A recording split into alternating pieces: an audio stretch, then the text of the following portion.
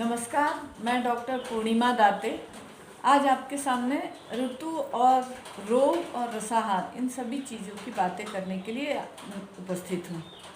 और आपको ये तो पता ही होगा कि वर्षा, शरद, शीत, हेमंत, वसंत, ग्रीष्म आदि 6 ऋतुएं आयुर्वेद में बताई गई हैं।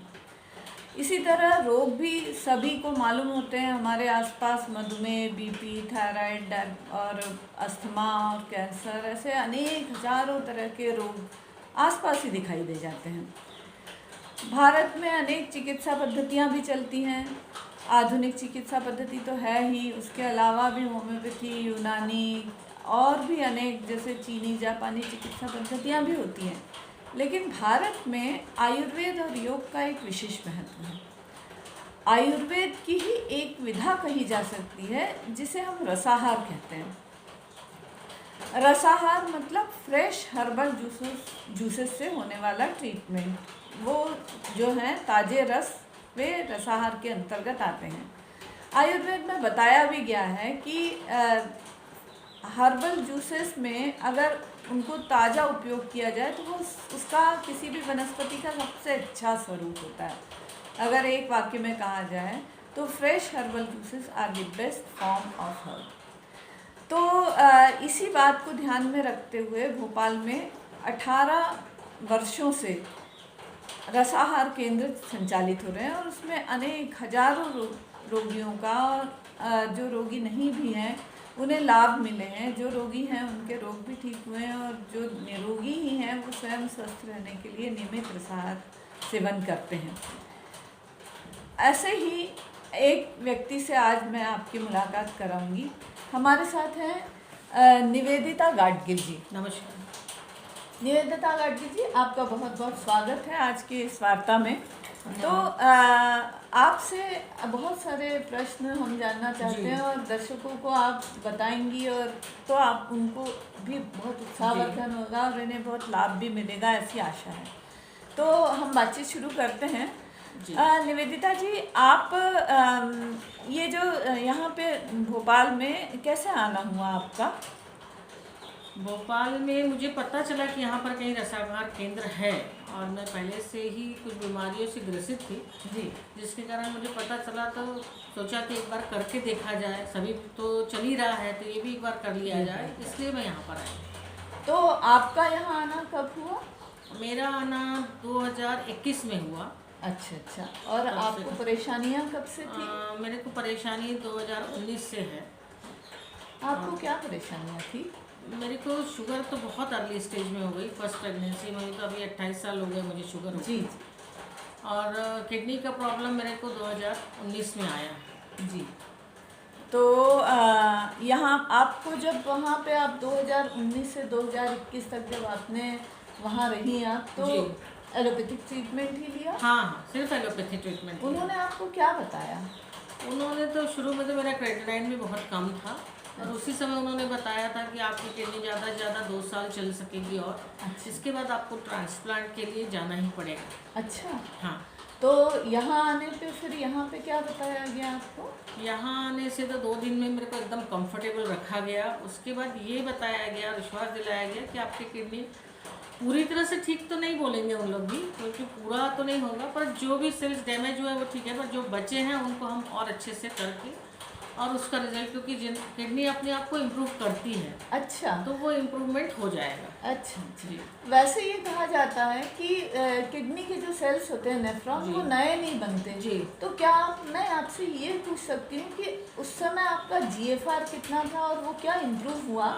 मेरा GFR 2021 में 29% रह गया था। अच्छा।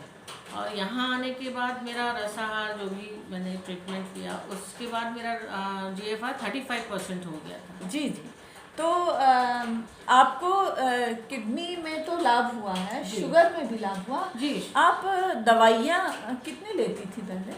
मैं यहाँ जब आई तब मेरी टोटल टैबलेट्स 17 थी। अच्छा। और 3 बार मैं इंसुलिन, 3 बार क्या, उस समय तो 4 बार लेती थी, मतलब नाश्ता, अच्छा, दोपहर का खाना, रात का खाना और रात में फिर सोते समय एक और इंसुलिन। हाँ। और बीपी की दवाई भी लेती थी? बीपी की दवाई भी लेती, वो भी ज़्यादा लेती जी। तो इंसुलिन कितने यूनिट लेती थी आप? उस समय इंसुलिन तो मेरा 25 यूनिट था टोटल। अच्छा, टोटल चारों मिला के। 25 अच्छा अच्छा। तो सबसे पहली बार आपको कब लाभ हुआ होगा? मतलब सबसे यहाँ आने पहली के बार बाद तो मैं यहाँ, एकदम से हाँ, सबसे पहला लाभ जो कहते हैं, हाँ। सबसे पहला लाभ तो मेरे को 2-3 दिन में ही हो गया आते साथ, अच्छा। 2021 में, कि पहले ही दिन से थोड़ा सा हल्कापन लगने लग गया। 3 दिन में बॉडी डिटॉक्स हुए टाइप का लगा और हल्का लगा जी। उसके बाद मेरी दवाइयाँ 3-4 दिन में पूरी तरह से बंद कर दी गई। बहुत अच्छा। हाँ, मतलब मैक्सिमम दवाइयाँ बंद करी गई, बीपी और शुगर की छोड़ के, वो तो धीरे धीरे ही होगा। ठीक ठीक ठीक।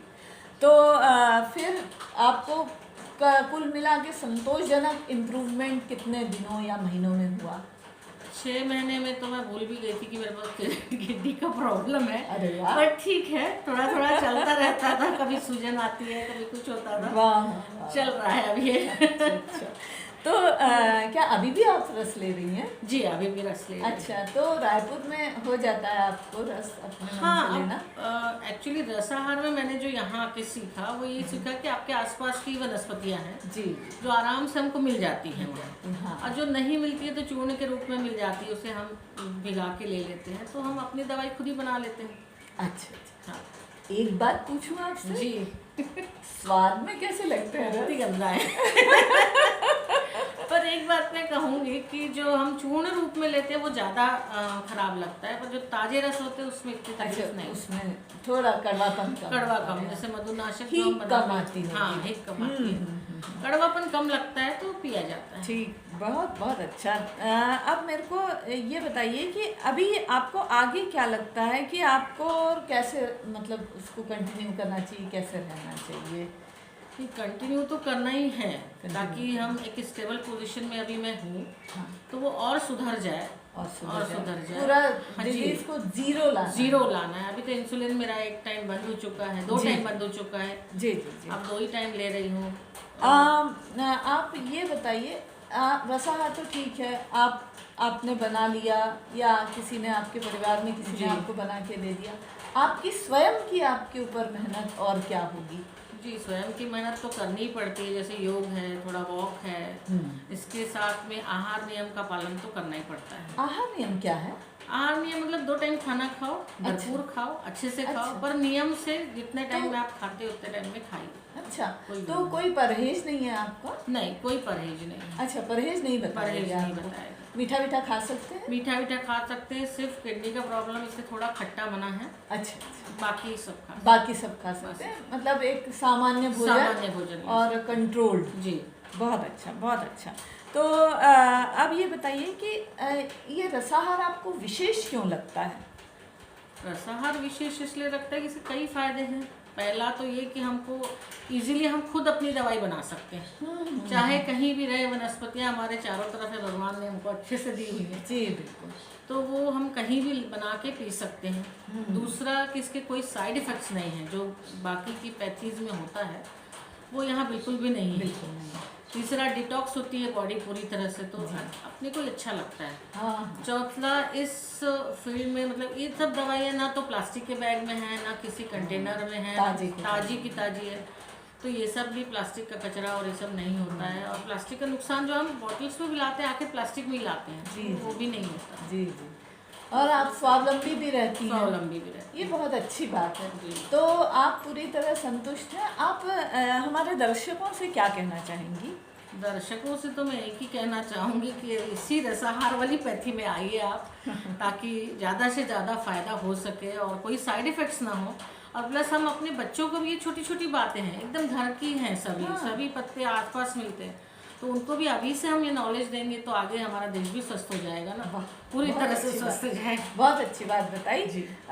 निवेदिता जी का कहना बिल्कुल सही है। मेरा भी यही मानना है कि भारत में इतनी सारी वनस्पतियाँ हमारे चारों ओर बिखरी पड़ी हैं, और लेकिन हम उसका उपयोग करते नहीं हैं। अधिक से अधिक ये होता है कि कोई औषधि उद्यान बना के रख देते हैं और उसमें कुछ तख्तियाँ लगी रहती हैं कि ये अडूसा है, ये गिलोय है, ये इस काम आता है, ये इस काम आता है, लेकिन उसका जब तक प्रैक्टिकल उपयोग हम नहीं करेंगे, तब तक उसका लाभ हम नहीं ले पाएंगे, तब तक उसके होने का कोई अर्थ भी नहीं है।